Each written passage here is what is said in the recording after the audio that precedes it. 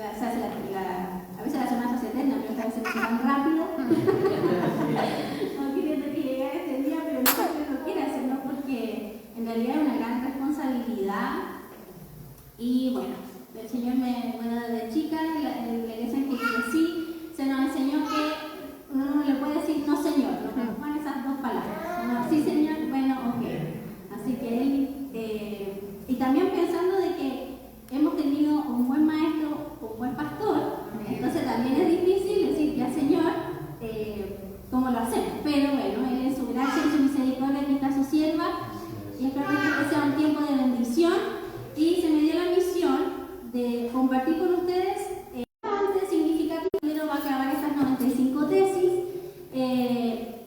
sin la intención, obviamente, de generar un quiebre en la iglesia, más su idea era reformarla, pero lo llevó, ¿cierto?, a que finalmente naciera a través de este acto revolucionario en realidad, porque lo es, la iglesia protestante. Y no tan solo la iglesia protestante, sino que una gama de distintos tipos de iglesias, y ahí entre nosotros estamos los evangélicos, pentecostales, aquí estamos, ¿sí? Bien, pero, y antes de llegar a las 95 tesis, yo quería conversar, hasta ahí, ¿cierto? Martín Lutero, que era un monje alemán, pero no siempre fue monje.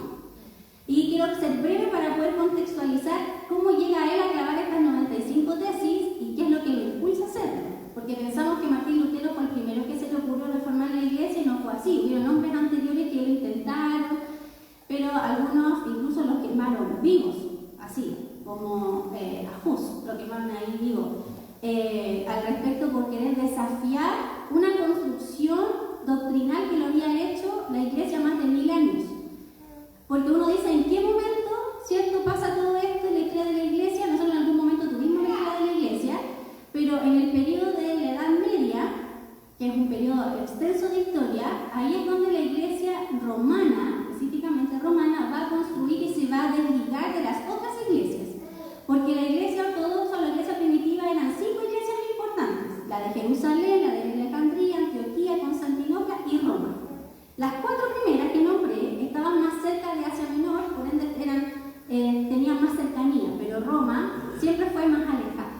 Y la tendencia de los obispos de Roma es que siempre quisieron desligarse un poquito de Asia Menor.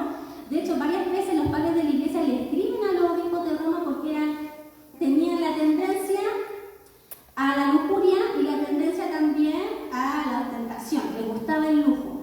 Entonces, habitualmente las otras iglesias les escribían diciéndole, oye Roma, cuidado, había que tener cuidado. Pero por circunstancias geográficas e históricas, el imperio romano se va a dividir, entonces Roma va a quedar en el lado occidente y va a quedar solito. Entonces, debido a ese accidente histórico, finalmente Roma va a intentar desligarse de las otras iglesias y empezar a construir su propia línea doctrinal. Ahora, nosotros compartimos la base histórica con ellos, ellos creen lo mismo que nosotros, pero ellos van a ir construyendo y van a ver 2 cosas importantes que Gregorio el Grande lo va a establecer, que van a ser el purgatorio, la formación del purgatorio y las penitencias. ¿Por qué menciono esto? Porque finalmente va a ser, Martín Lutero va a encontrar una libertad, y en esa libertad va a escribir las 95 tesis. ¿Y qué significa el purgatorio? Gregorio I va a crear este espacio, por ejemplo, y va a plantear y va a decir que cuando las personas mueren, ya, van a ir a un espacio como de limbo, esperando el juicio final. Pero en ese purgatorio no era un lugar de vacación, sino que ahí es donde las personas van a ir a sufrir, llorar, el lamento, ¿sí? Y por otra parte van a tener las penitencias, que después se van a derivar a las indulgencias, que es la que, al escuchamos los videos, cierto que Martín Lutero va a estar en contra de las indulgencias. Ahora, las penitencias van a ser favores que la iglesia va a dar a cambio de dinero. Va a empezar a vender las oraciones, los sacramentos, y obviamente que esto, ¿por qué nadie cuestiona esto? Porque como estaba dividido el imperio, finalmente Roma se va a ir construyendo este poder y se va a establecer el papado, en donde el papa se va a establecer y va a decir que él es el vicario de Dios, que significa que él es el representante de Dios en la tierra, y debido a eso, ¿quién va a cuestionar? Bien, como breve. Entonces, debido a estos dos puntos, la iglesia se va a empezar a enriquecer, que va a llegar a construir esta idea ya de un Dios prácticamente indiferente, que se va a volver como esa idea de que si uno no lo mantiene contento, te va a castigar. Entonces las personas estaban obligadas finalmente a estar pagando estas penitencias, pagando estos favores, y la construcción de Dios se va a alejar por completo. Este amor de gracia, de amor, de cercanía, va a desaparecer, y eso se va a establecer por 1000 años. O sea, son generaciones largas, ¿sí? Y tradiciones que se van a construir con la idea de que Dios está muy lejano y Jesús también está muy lejano, y son intocables. Entonces, debido a eso es que van a surgir los otros santos, ¿ya? Como pequeños santos que van a ayudar a los humanos para que logren un poco ir a Dios por las personas. Y ahí van a venir, y sobre todo la imagen de María, la imagen de Santa Ana, que es la mamá de María, como todos los lados más maternales. En el fondo la gente le va a empezar a prender velas y a pedir cosas para que, como eran mujeres y como mamá, podían ir al de Dios y por lo menos tocarle un poquito a Dios la mano. Y en esa construcción y en esa tradición se va a construir esto. Es impresionante, pero va a ocurrir. Y eso se va a fortalecer en Europa, y así se va a construir la idea de Dios, la iglesia y todo aquello. Y otro punto importante. La Biblia se va a encerrar en el latín, que se va a establecer como la lengua sagrada, y esa lengua sagrada, adivinen el único que podía leerla e interpretarla: vicario de Dios, el Papa. Entonces la Biblia no va a ser un elemento accesible a las personas, no, y ni siquiera los sacerdotes, porque para poder leerla, como se establece el latín como lengua sacra, los únicos que podían leerlo eran los que sabían latín. Y créanme que la mayoría de los sacerdotes monjes en su mayoría no lo manejaban. Entonces usted va a decir que ellos no había lectura bíblica, solo lo que bajaba desde arriba, interpretaciones desde la cúspide hacia eso, y eso venía con tradición, venía un poco con mito, un poco con leyenda, y así se construyó finalmente la cultura religiosa de Europa. Ahora, con ese contexto voy a Martín Lutero, porque Martín Lutero no siempre fue monje. De hecho, su familia, su papá, su mamá eran personas de trabajo, y obviamente que el papá quería sacar a su familia, a sus hijos, darle una mejor oportunidad, y va a plantearle a Martín Lutero que sea abogado, que era como la única carrera que había en ese rato. Martín Lutero accede, lleva como 2-3 años estudiando abogacía, pero él en su interior siempre fue muy... había una angustia en él constante. Él le tenía un temor a Dios, porque aparte su familia también era muy arraigada a las creencias, y él había una inquietud dentro de él con respecto a Dios, tenía un temor hacia Dios. Bien, y había una inquietud que lo estaba llamando un poco, ¿cierto?, a esta vida más religiosa. Y dice que en una ida a su casa de regreso en Alemania, va de regreso a su casa a visitar a sus padres, y empieza una lluvia así, con truenos, y cayendo rayos. Así él lo escribe en su diario de vida. Desconocemos si eso ocurrió, pero así él lo escribió.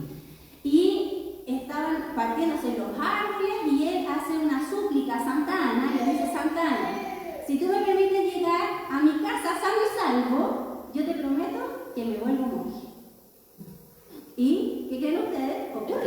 Llegó, no le pasó nada, y llega a su casa y le dice a su papá que va a dejar la abogacía y se va a volver monje. Por supuesto que su papá le dijo que está absolutamente en desacuerdo, yo creo que lo estaría, y así comienza todo. Bueno, él se va al claustro, ¿cierto? Se va a volver monje, pero cuando él se vuelve monje, la angustia de él, como que hay algo, una sombra que lo apodera, y se volvió una persona que ya lo podemos describir quizás como muy depresiva.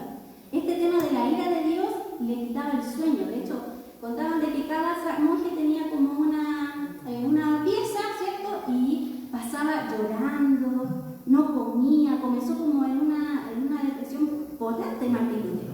Y estando así, que los que estaban ahí mandando el claustro vieron que era más un problema que él, entonces dijeron: ya, mandamos a Wittenberg, a la universidad que está allá, para que haga clase, y así salga de este estado en que él estaba, porque él sufría, lloraba, y en sus conversaciones con sus otros amigos de las otras habitaciones, le decía: es que yo siento una culpa, Dios, ¿por qué Dios así con nosotros? Como que él sentía un peso muy enorme que no podía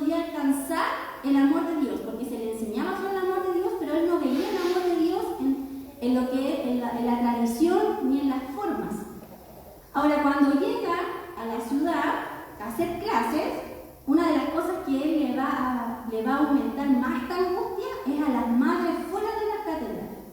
¿Por qué? También estaba la idea de que el bautismo era a la salvación. Se bautizaba para que las personas tuvieran salvación y no se fueran al purgatorio, a este lugar sufriente. Pero usted sabe que había que pagar para eso. Entonces las mujeres, que sus hijos era muy común, la mortalidad infantil en esa época, entonces las mujeres se ponían afuera de la iglesia a pedir limosna con sus guaguas ahí agonizantes, y lo que a él le dolía era escuchar a una madre cuando su bebé moría y no lograba bautizar. Y eso a él, y más de lograr, le alimentó mucho más que angustia, y no podía creer que como Dios, que se decía que era amoroso, tomara estas cosas, como los niños iban a estos espacios de sufrir, como esas mujeres desgarradas llorando, las personas enfermas que no podían acudir a un médico o alguien que les ayudara, porque el negocio era también de que el sacerdote tenía que ir a ver a esa persona. Si uno llamaba a alguien externo, estaba la Inquisición que eliminaba a esas personas, porque llamar a un médico o a alguien que le podía ayudar, incluso con una hierbita, eso estaba prohibido por la iglesia, porque el sacerdote era el encargado de ir a orar o a prestarle ayuda a esa persona, que en su mayoría era una oración. Entonces, le trato de describir esto para que usted entienda el tormento no solo de Martín Lutero, sino de la sociedad en la cual se estaba viviendo en ese momento. Bien, entonces se pone a hacer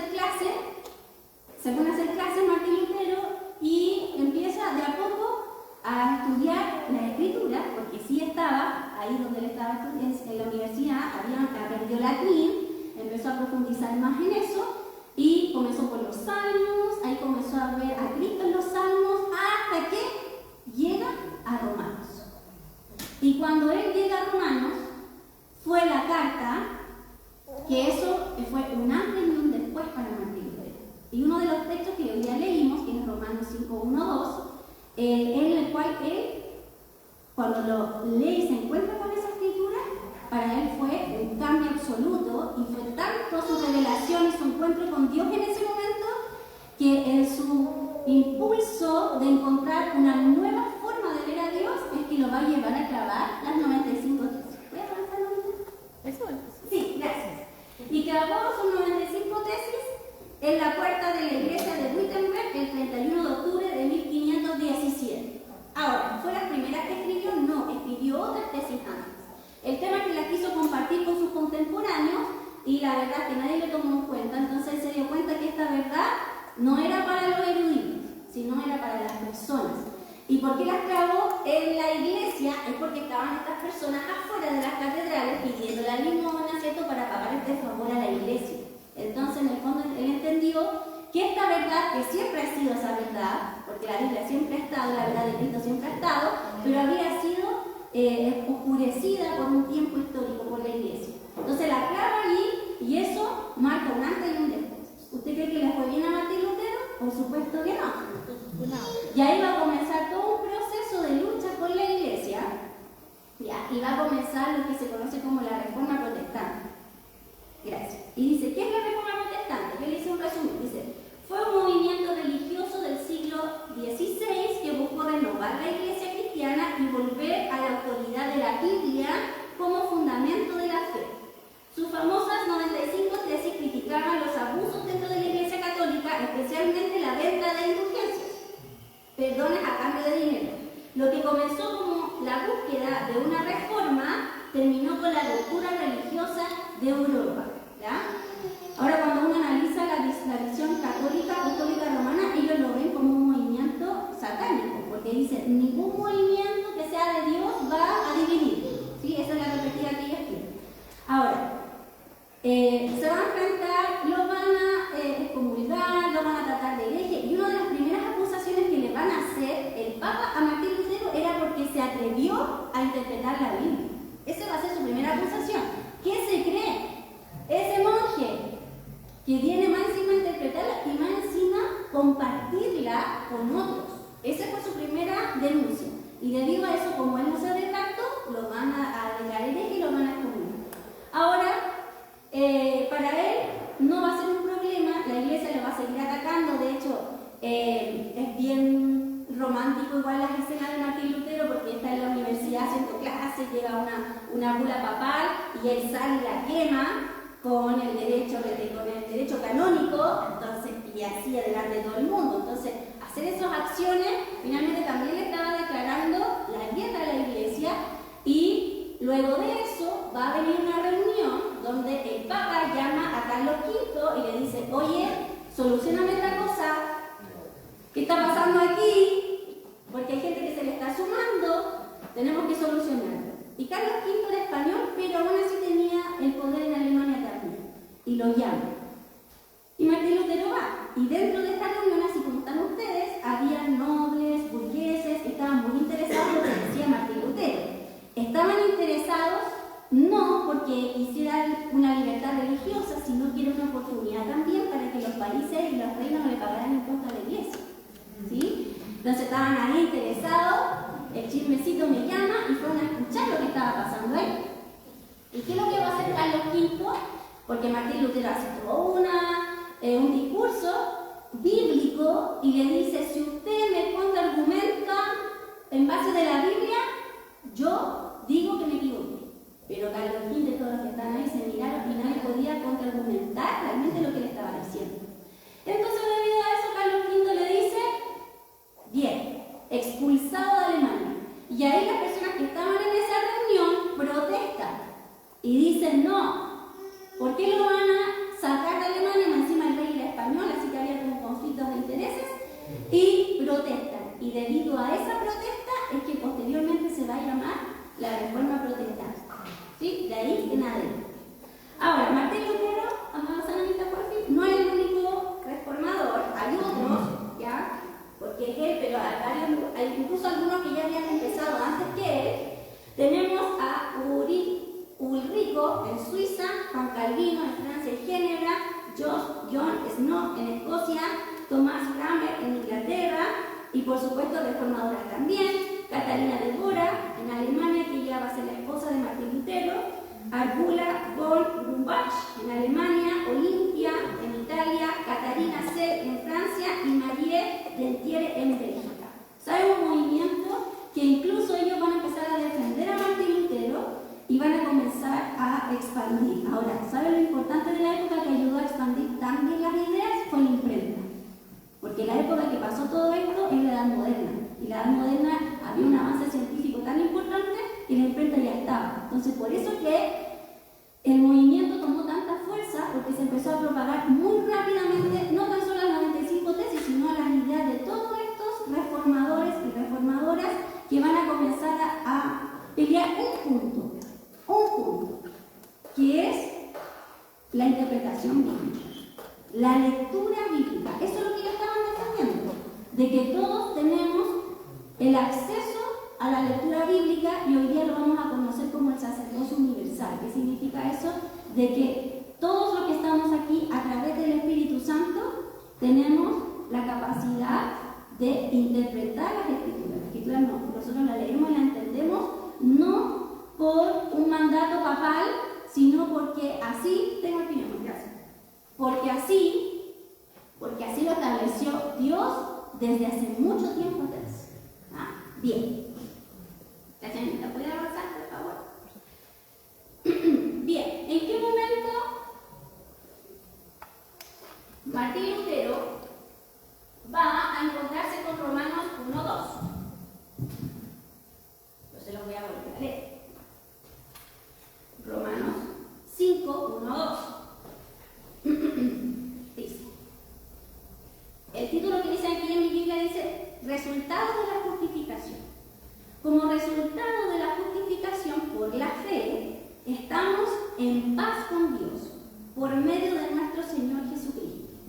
También por medio de Él y a través de la fe por identidad, tenemos acceso a esta gracia, que es vivir la vida de Dios en Cristo, y nos mantenemos firmes.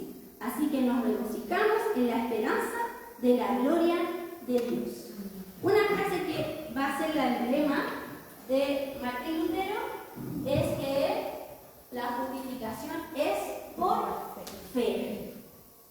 Y para eso le explotó la cabeza a Martín Lutero.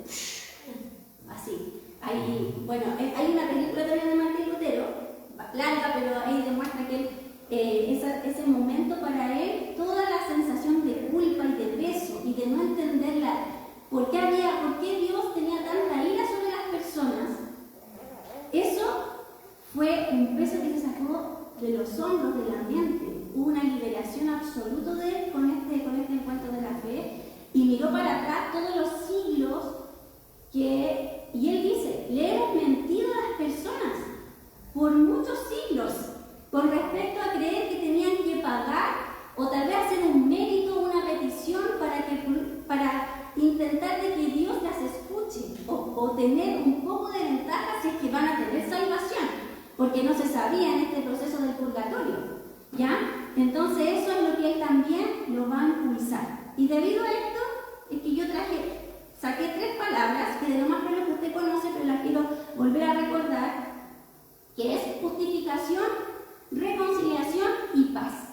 Esas son como las 3 palabras que yo pude sacar de este versículo 1 y 2. ¿Sí? Bien, ahí dice, justificación. Ya, me voy a imitar un poco a mi pastor. Proviene del verbo griego, justificar, que es dikaio, que viene de la raíz de la palabra justicia, dika y sunes. La idea expresa declarar justo. ¿No? O sea que nuestra justificación, a través de nuestra fe, el Señor nos declara justo. Dios, pues justo, declara a una persona que cree en Cristo, por pecadora que sea, es declarada justa, porque en Cristo va alcanzando una relación justa con Dios. ¿Ya? Bien. Ahora, lo interesante de Romanos, ya, vamos a volver un poquito más atrás, porque obviamente que Martín Lutero no escribió Romanos, escribió Pablo. Y lo que me pareció muy interesante cuando me pude introducir un poquito de esto, es que cuando Pablo habla sobre la justificación y le manda esta carta a los romanos, ¿ya? Es que no lo hace en una base de que le van a entender de una base griega, sino que le escribe a una iglesia que estaba teniendo un problema importante, que eran los judaizantes, ¿ya? Porque los dolores de cabeza de la iglesia primitiva fueron 2, los judaizantes y el gnosticismo.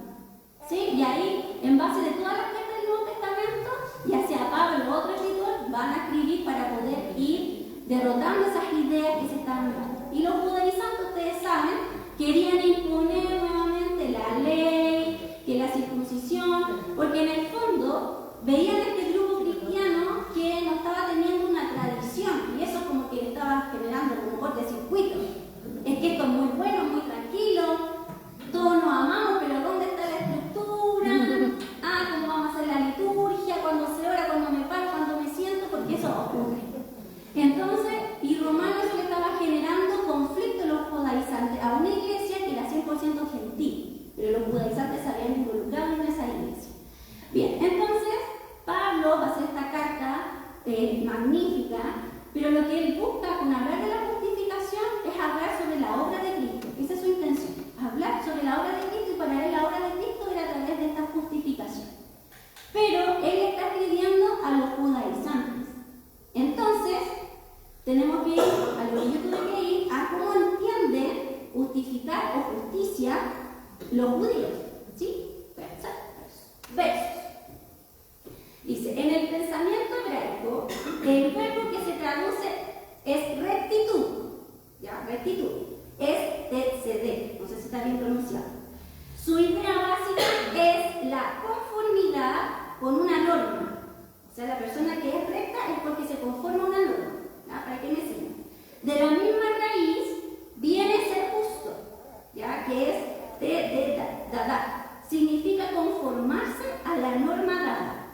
Según la norma, era declarado justo o justificado. O sea, para el pensamiento judío, la persona que cumplía con una norma, en este caso el Torá o la ley, era considerado justa o recta. ¿Ya? Bien.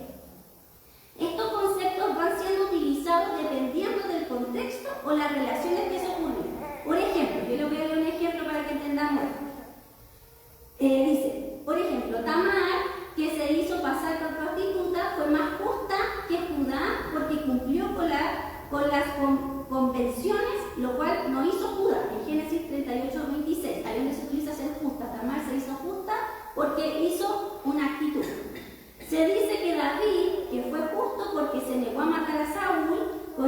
tenía una relación de pacto, ahí en 1 Samuel 24:17, y condenó a los que habían dado muerte a Isbobet, hijo de Saúl. Pero después de la caída de la casa de Saúl, Mefiboset no tenía derecho a esperar la compasión de nuevo del rey. Entonces ahí de nuevo David está siendo justo porque no mató. Entonces, finalmente la persona justificada o justa era netamente que cumpliera con una norma o un mandato. Entonces, a lo que se va con esto es que era por mérito.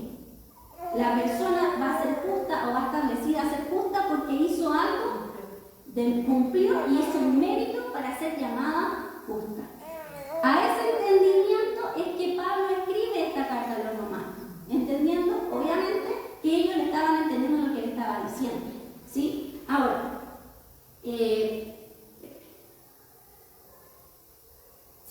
dice, es justo el que ha cumplido con las exigencias que le impone la relación en la cual se encuentra. O sea, si una persona cumple con la ley, es justa y es recta. Entonces, netamente lleva la responsabilidad de ese ser justo a la persona, por mérito propio. ¿Ah? Entonces, otra cosa que me llamó la atención, lo quería compartir brevemente, es que los rabinos creían, o sea, sabían que Dios había creado al ser humano pecaminoso, pero que dentro de las personas existía un entendimiento, una conciencia de lo que era lo bueno y lo que era lo malo. Entonces, lo que tenían que hacer las personas, por la norma, para ser justos, es que cultivar el lado bueno, ¿cierto?, para poder ir opacando el lado malo. Entonces, uno le puede preguntar a un rabino, entonces, ¿cómo logro, ¿cierto?, ir cultivando mi lado bueno? Bueno, leyendo la Torá, yendo a la sinagoga, haciendo las misericordias y hacer actos de limosna, como todas acciones. Y si tú cumples eso, finalmente eres una persona justificada por sí. ¿Sí? Entonces es una acción netamente de mérito. ¿Voy a pasar ya? Dice, para los judíos la justicia de Dios estaba comprometida con tratar a los seres humanos estrictamente según sus acciones. O sea, yo estoy contento a Dios porque yo estoy cumpliendo la norma, ¿cierto? Yo voy a la ley. Es lo mismo que le pareció con el chico rico, ¿cierto? Que cuando se acerca a Jesús le dice, pero si yo ya cumplí todo, ¿cierto? Estoy listo, pues yo, todo. Pero en su contexto y en lo que se le enseñó al joven rico estaba en lo cierto. Él había cumplido con todo lo que la ley y la norma de los rabinos le estaba diciendo, ¿sí? Pero obviamente que Jesús quiere algo más de nosotros. Dice, la ley muestra que el acto de fe es una obra meritoria, por ley, limosna y obra de misericordia. Entonces, cuando Pablo plantea la justificación, e incluso va a incomodar a los propios judíos, porque no hay nada que el ser humano pueda controlar de esta justificación. Es un regalo que Dios nos da. Y eso en el tiempo, e incluso a nosotros hoy día nos cuesta entender. Hay muchas personas que les cuesta entender la gracia de Dios, porque estamos tan acostumbrados a la norma, a seguir algo estricto que hacer, estamos tan acostumbrados a ganar el favor por algo que hacemos. Tenemos una cultura así. Si yo hago todo lo que mi jefe me pide, estoy listo, ¿cierto? O si yo obedezco en esto, estoy listo. Si yo sigo todas las leyes del tránsito, soy un excelente conductor. Estamos acostumbrados porque nuestra sociedad se construye de esa forma y obviamente que nos ayuda las normas, no estoy diciendo que con esto no esté bien las normas, ¿verdad? Por favor, sino que me refiero a que las normas nos ayudan a tener una vida en común, equilibrada y de respeto, ¿cierto? Pero Pablo también quería compartir a los judíos que se sacaran ese peso de creer que tenían que hacer algo o trabajar para algo para que Dios te mire con agrado. Y pensando en el contexto de Martín Lutero era exactamente lo mismo. Ellos tenían que estar pagando el favor del sacerdote o el favor para conseguir a ese algo. Entonces, por eso que Martín Lutero estos textos le hizo mucho sentido y eso le generó una explosión en su cabeza al darse cuenta que no tiene que ver con obra de mérito o algo que él pueda hacer, sino que netamente es creer. Y así, de sencillo.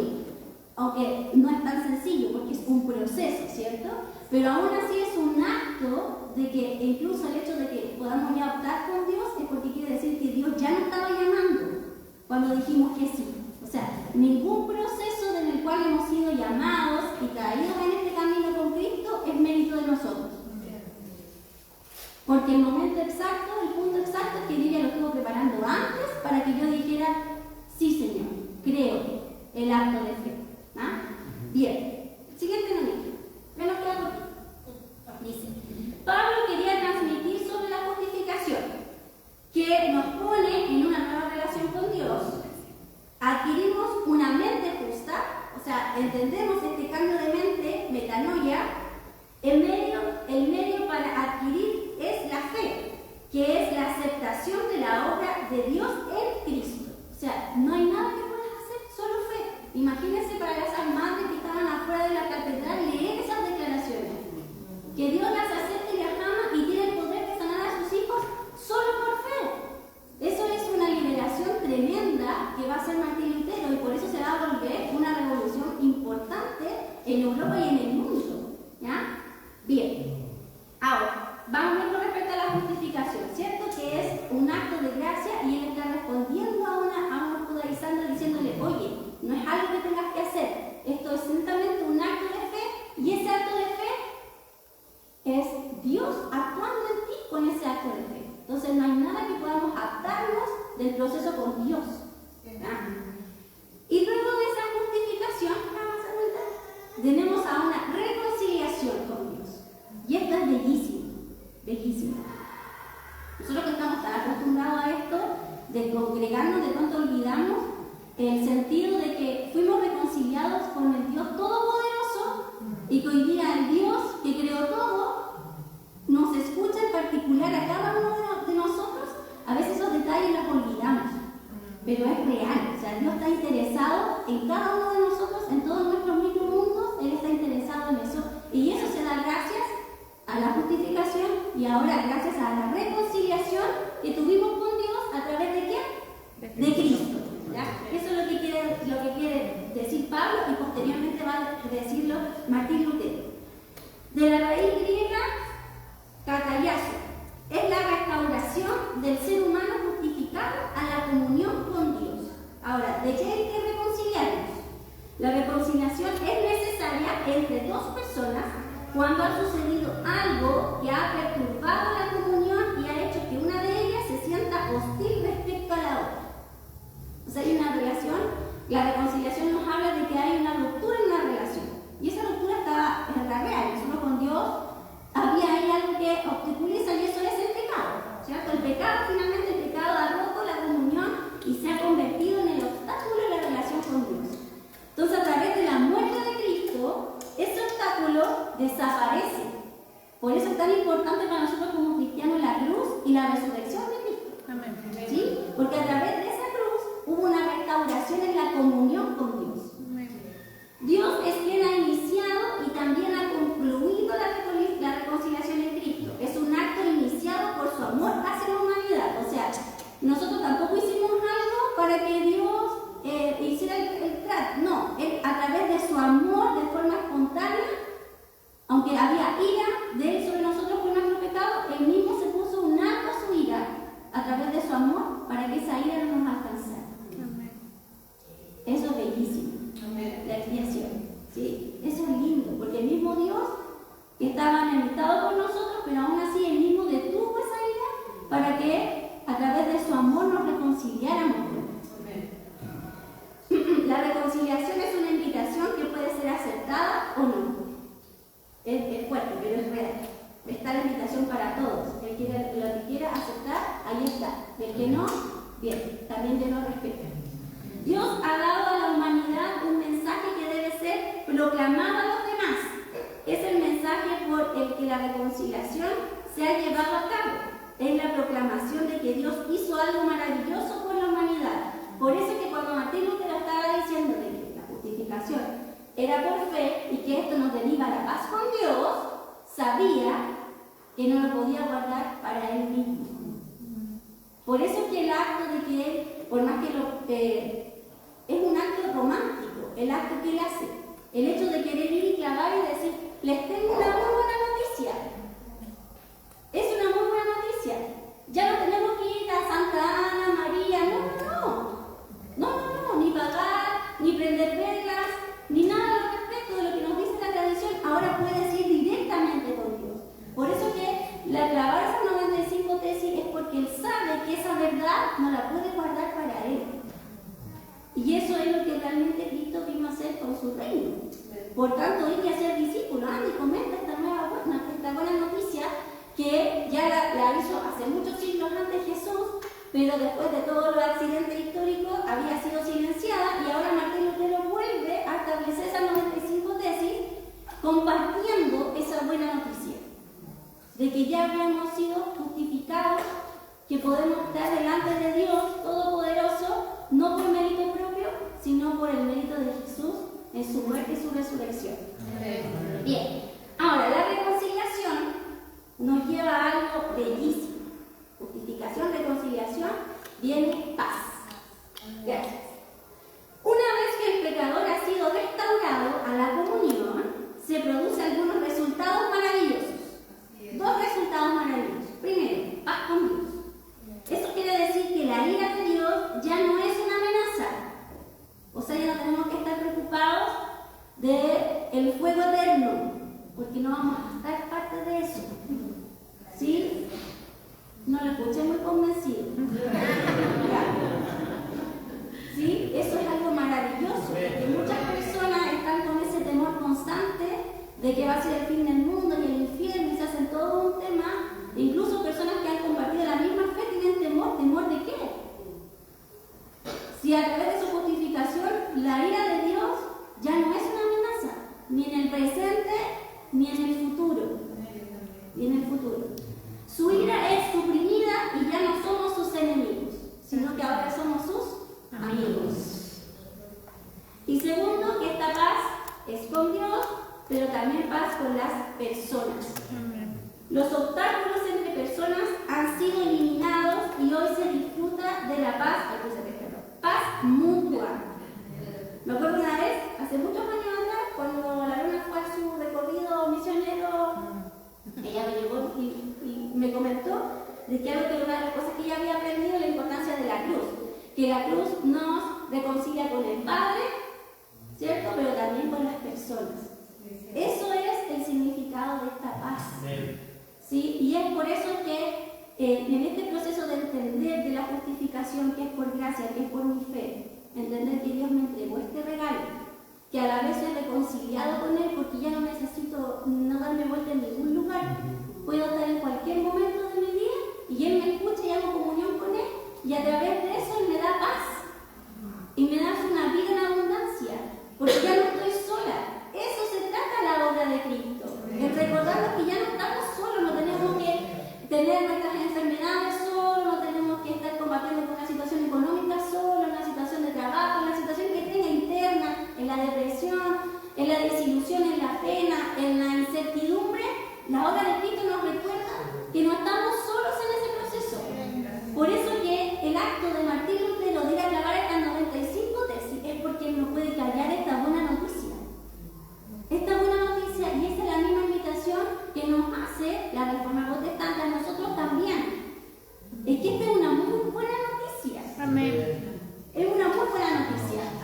Esas personas que están viviendo con culpa, con temor, con esa sensación de abandono, de soledad, yo tengo una solución para ti. Y no tienes que hacer absolutamente nada.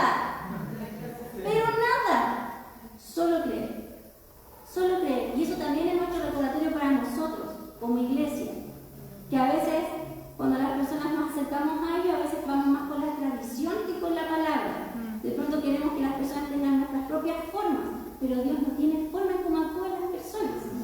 Justo esta semana yo tengo una clase y me preguntaba un estudiante que decía, profe, pero ¿tenemos que hacer la declaración de fe a las personas?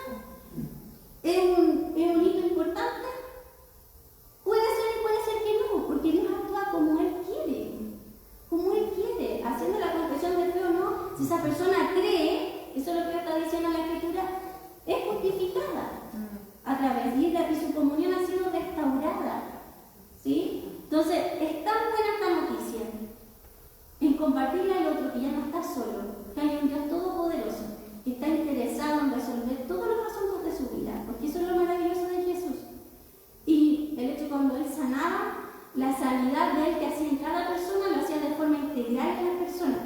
No solo cuando le decía tus pecados te son perdonados, estaba diciendo a la persona espiritualmente, porque se creía que la persona que estaba enferma era porque había pecado ella o alguien de su familia, estaba restaurando esa relación con esa persona diciendo tus pecados te son perdonados, y no solo, y lo restauraba de forma social, porque las personas lo miraban un poco raro, porque si está enfermo, porque algo hizo, entonces mejor me alejo, porque no vaya a ser que Dios también se enoje conmigo. Entonces había un aislamiento social y no podían trabajar, pasaban hambre. Entonces Dios los restauraba en todo lo que es la persona. Eso es el Evangelio, esa es la obra de Cristo. Yo sé que nosotros traemos las palabras en griego y en hebreo para entenderlo más y tal vez hacer más profundidad, pero el mensaje de Cristo es sencillo. Es sencillo. El reino de Dios acercado, Dios te ama. Y Dios netamente quiere relacionarse contigo. Si no quiere ir a una iglesia, yo te entiendo, te acompaño en ese proceso. Hace un tiempo el pastor nos pidió, ¿cierto? Nos motivó a embarazarnos, ¿cierto?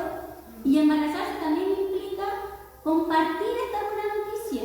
Hay personas que están sufriendo realmente y a veces sus sufrimientos no les puede ver muy bien vestidas, sus sufrimientos son internos. Con las cargas emocionales, hoy día tenemos un nivel de depresión tremendo en nuestro país, el suicidio se ha hecho real. ¿Y qué estamos haciendo nosotros como iglesia al respecto? Porque no es suficiente orar, es bueno orar, pero tenemos que actuar, así como el acto, ¿cierto?, de emoción y de alegría de Martín Lutero en clavar estas 95 tesis, que nosotros también podemos ir clavando 95 tesis donde estemos, en hablar, hacer conversaciones intencionales con las personas. Las personas tienen muchas ideas erróneas de Dios.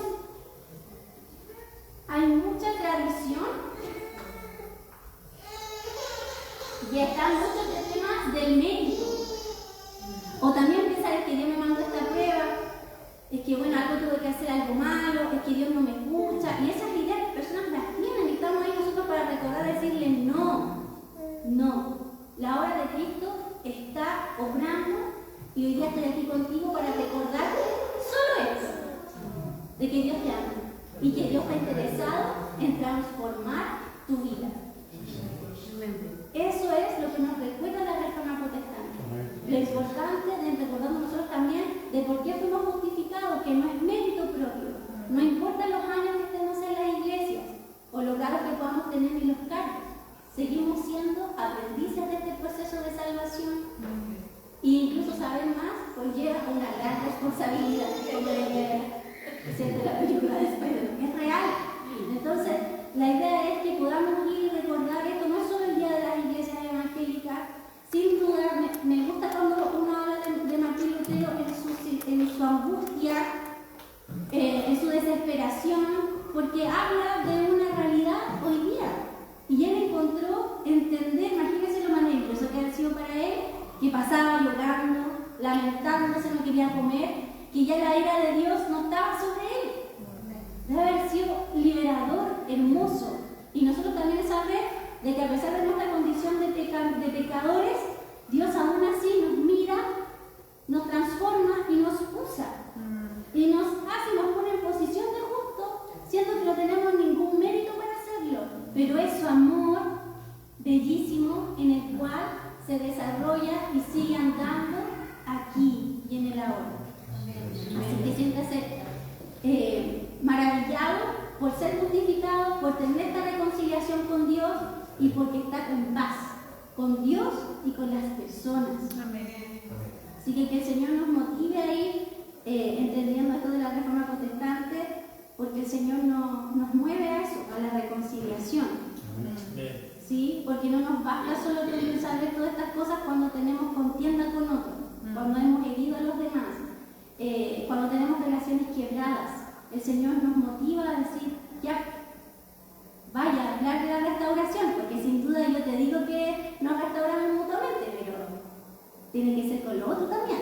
Y es difícil porque las relaciones interpersonales son complejas, pero Él nos va a llevar a través de su Espíritu Santo y a través de su palabra a poder ir en el trabajo del perdón, de la reconciliación, porque finalmente son esos hitos importantes que uno marca la diferencia con el resto.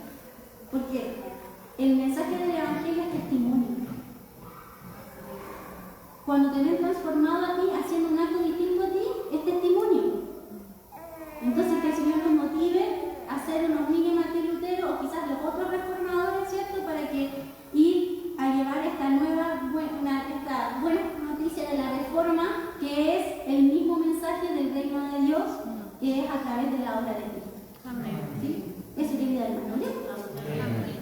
Gracias, Señor, por este tiempo. Gracias por tu amor, Señor. Gracias por tu palabra. Gracias porque nos permite poder leerla, Señor, y poder deleitarnos a través de ella. Porque tú nos hablas constantemente a través de ella. Gracias porque a través del Espíritu Santo la podemos entender. Y no solo entender, sino compartirla, deleitarnos a través de tu palabra. Porque hace poquito, 500 años, un poquito más, eso no ocurría, Señor. No había escritura, aunque existía, pero no estaba, Señor. Y eso llevó a tanta confusión. Y hoy día que la Biblia está en tantas versiones, Señor, y en tantos colores, y en tantos idiomas, aún así existe tanta confusión, Señor. Y en realidad esa confusión es responsabilidad de nosotros como iglesia, Señor. Te pido perdón porque hemos desperdiciado tanto tiempo en las formas más que en los fondos, Señor. Así que permítenos a través de esta reflexión de hoy día de Martín Lutero, de la Reforma Protestante, poder ir y compartir de esta buena noticia con los demás, Señor, sin esperar tener grandes palabras, grandes discursos o tener una elocuencia tan profunda, Señor. En la sencillez, como tú enseñaste tus parábolas, en la sencillez de sentarte a la mesa cuando lo hiciste con las personas, ahí en esa sencillez, Señor, tú nos motivas a compartir de lo maravilloso que ha sido nuestra justificación, nuestra reconciliación y nuestra paz contigo, Señor. Gracias, Señor, porque aunque hoy día lo reflexionamos, tal vez no dimensionamos lo maravilloso que es saber de que estoy en paz contigo, pero no por mérito mío, Señor, sino netamente por tu amor. Amor que de pronto no logro comprenderlo de todo, pero sí agradezco sentirlo dentro de mí y que me acompaña diariamente en este proceso contigo, Señor. Gracias por tu amor. Gracias, Señor, por tu cruz. Gracias por tu resurrección, Señor. Gracias por esta obra magnífica que tú realizaste por